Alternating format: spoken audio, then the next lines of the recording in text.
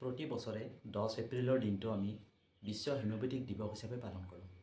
কাৰণ এই বিখ্যাত দিনটোত হোমিওপেথিক চিকিৎসা পদ্ধতিৰ আৱিষ্কাৰক doctor Christian Friedrich Samuel Hahnemann German দেশৰ ছাক্সনি প্ৰদেশত 1755 খ্ৰীষ্টাব্দৰ 10 এপ্ৰিলৰ তাৰিখে জন্মগ্ৰহণ কৰিছিল।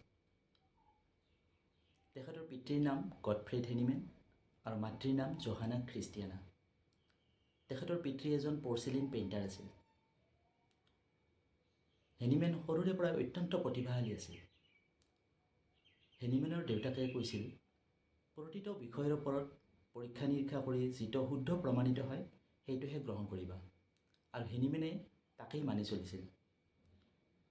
হেনিমেনৰ কেইবাটাও ভাষাৰ ওপৰত জ্ঞান আছিল, যেনে গ্ৰীক, লেটিন, ইটালিয়ান, ইংৰাজী, জাৰ্মান, হিব্ৰু, চাইৰিয়াক, টোটেল 12টা ভাষাৰ ওপৰত স্কিলফুল আছিল।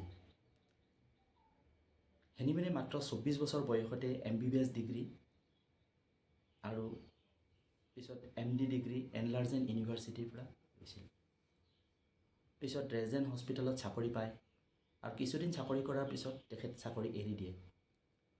ব্যক্তিগতভাৱে মেডিকেল প্ৰেক্টিছ আৰম্ভ কৰে। যদিও তেখেত ছেটিছফাইড নাছিল, কাৰণ সেই সময়ৰ চিকিৎসা পদ্ধতিয়ে হেনিমেনৰ মনত বৰকৈ কষ্ট দিছিল। বৈজ্ঞানিক পদ্ধতিৰে এলোপেথিক মেডিচিন প্ৰস্তুত কৰি ৰোগীক অধিক পৰিমাণৰ ঔষধ প্ৰয়োগ কৰা হৈছিল, যাৰ ফলত ৰোগ আৰোগ্য হ'ব পাৰে, কিন্তু ৰোগী কিছু পৰিমাণে দুৰ্বল হোৱাও দেখা গৈছিল, আৰু তাৰ লগে লগে আনুষংগিকভাৱে কিছুমান নতুন বেমাৰ উৎপন্ন হৈছিল।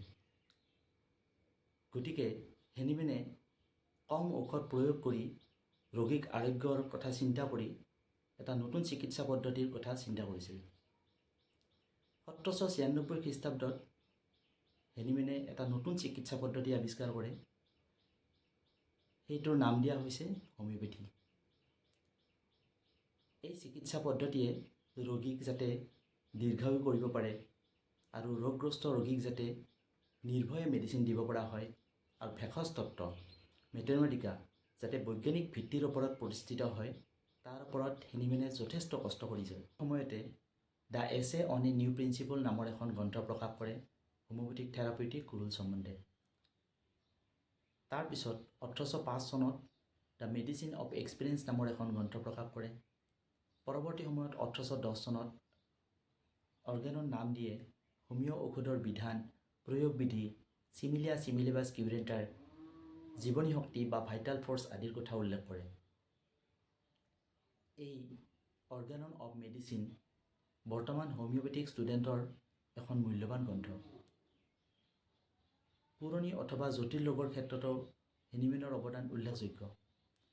মানসিক ৰোগীৰ ক্ষেত্ৰতো হেনিমেনৰ অৱদান উল্লেখনীয়।